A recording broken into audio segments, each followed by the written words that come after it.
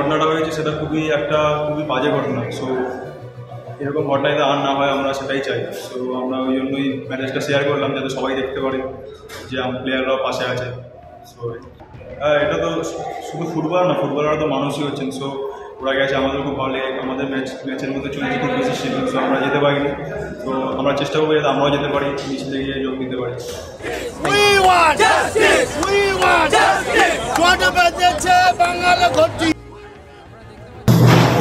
এটা নিয়ে কি আর বলবো, কারণ যে জিনিসটা হচ্ছে খুব খারাপ হয়েছে। তো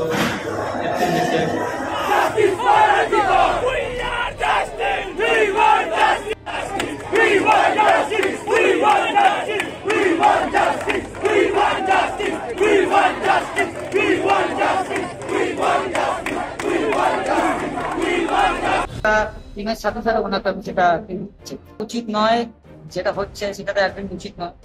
এটা সবাইকে চাইবো যে এক হয়ে জিনিসটাকে বন্ধ করা। আমাদের বন্ধ করেছে, সেই শহর রাস্তায় আমাদের বন্ধ করবে না।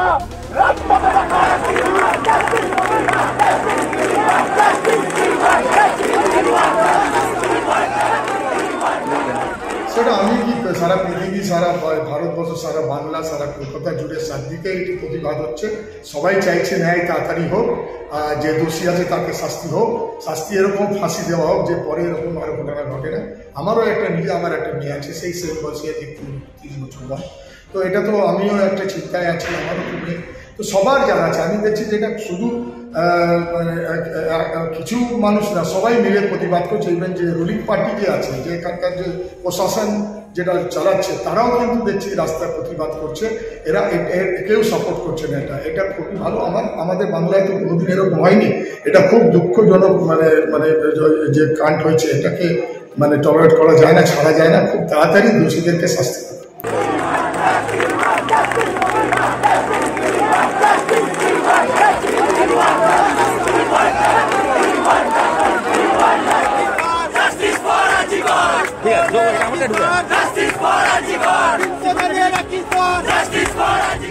Extra time.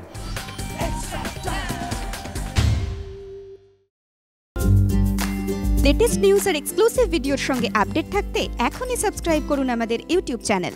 বেল আইকনে ক্লিক করতে ভুলবেন না যেন।